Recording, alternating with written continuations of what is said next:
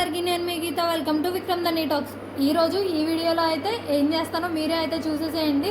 సడన్గా అయితే early morning కొంచెం ఎర్లీగా అయితే లేచాను. డైలీ అయితే 6:30కి అలారం మోగిన తర్వాత అయితే లేస్తాను. కానీ ఈరోజు ఎందుకనో తెలీదు కొంచెం ఎర్లీగా అయితే మెలకు వచ్చేసింది. సో 6:15 6:10 అలాగే మెలకు వచ్చేసింది.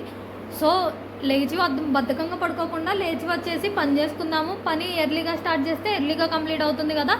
సో మధ్యాహ్నం టైంలో అయితే కొంచెం సేపు లంచ్ చేసిన తర్వాత రెస్ట్ తీసుకోవచ్చు అన్నట్లుగా అయితే వచ్చేసాను. వచ్చి పని చేసుకుందామని వచ్చి కిచెన్లోకి రాగానే అయితే ఫస్ట్ అయితే షాక్ అయిపోయాను. ఎందుకు అనుకుంటున్నారా, నైట్ అయితే పిండిలు గ్రైండ్ చేసుకొని అయితే పెట్టుకున్నాను. దోశ పిండి అండ్ ఇడ్లీ పిండి రెండు కూడా గ్రైండర్లో వేసుకొని స్టవ్ దగ్గరలో అయితే పక్కన అయితే సింక్ దగ్గరలో పెట్టేసుకున్నాను. పిండిలో అయితే బౌల్లో సగానికి పెట్టాను. కానీ మార్నింగ్ వచ్చి చూసేటప్పటికైతే బాగా పొంగి మూత వేసేసి ఉంచా కదా, పులిసేటప్పటికి కొంచెం మంచిగా పులిస్తే ఇలా పొంగుతాయి అని అయితే అంటారు. సో బాగా అయితే పిండిలు పొంగిపోయి బయటకైతే సగం పిండి దాకైతే కింద ఉండిపోయింది. సో వచ్చి చూసి అయితే నేను నైట్ 1 అవర్ వరకు అయితే దగ్గరే నుంచొని చేయి తడి చేసుకుంటూ అయితే చేసుకున్నాను.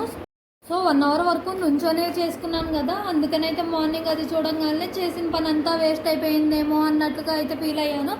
కానీ కొంచెం అయితే హ్యాపీనెస్, ఎందుకంటే మంచిగా పులిసి మంచిగా పిండి ఉంటేనే ఇలా అయితే అవుతుంది. ఇలా మంచిగా పులిసి ఉన్న పిండిలు అయితే పిల్లలకి పెట్టినా కూడా హెల్దీయే కాకుండా ఇంకా దోశ అయినా కానీ ఇడ్లీ అయినా కానీ మనం వేసుకుంటే అయితే చాలా మెత్తగా స్పాంజ్ లాగా అయితే వస్తాయి. అండ్ బయట తిన్న ఇడ్లీ ఉంటాయి కదా, సో అలాగా మెత్తగా అయితే వస్తాయి ఇడ్లీ ఇలా పొంగినప్పుడు.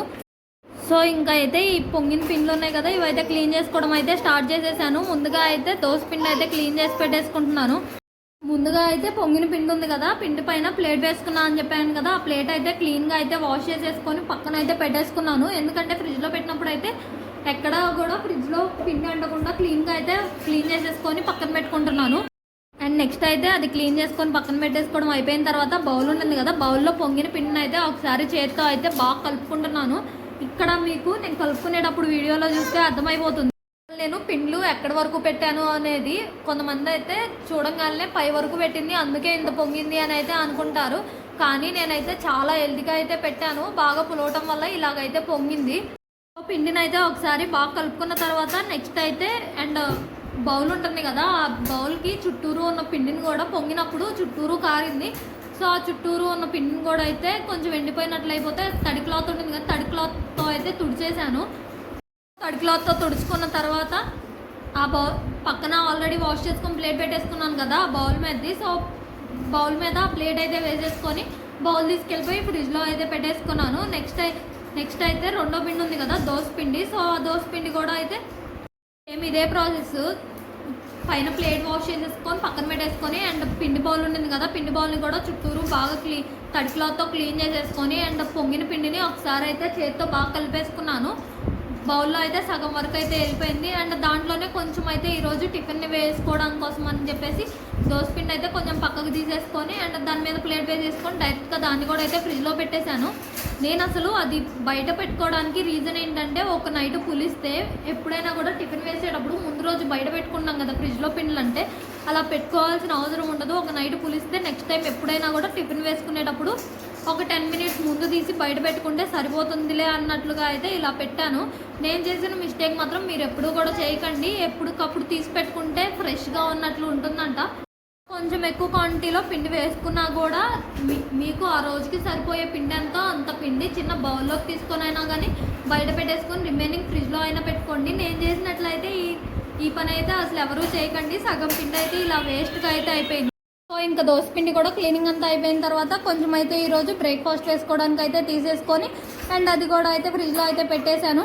వాటితో పని అయిపోయింది అనుకుంటున్నారా, అస్సలు అయిపోలేదు. అసలు పని అయితే ఇప్పుడే స్టార్ట్ అయిపోయింది. సో కింద పొంగిపోయిన పిండి అంతా ఉంది కదా, సో ఇప్పుడైతే అదైతే క్లీన్ చేసేయాలి.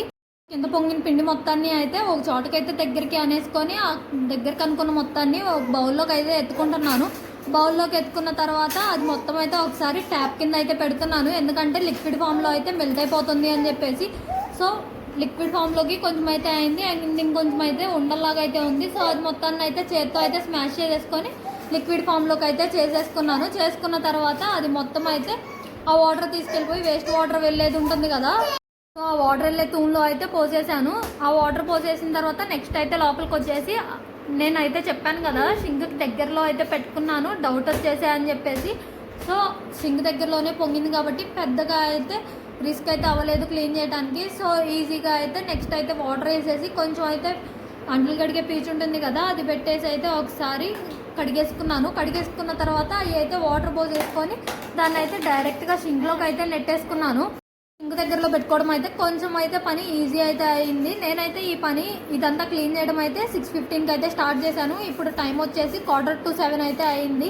మీకు కూడా ఇంతేనా? ఎప్పుడైనా పని త్వరగా చేసుకోవాలి అనుకున్న రోజు పని ఇలా లేట్ అవుతుందా అండి? ఈరోజు నా మార్నింగ్ మినీ వ్లాగ్. మీకు కనుక ఈ వీడియో నచ్చితే లైక్ చేసి నా ఛానల్ అయితే సబ్స్క్రైబ్ చేసేసుకోండి. Thanks for watching. Please do subscribe to Vikram Dhani talks.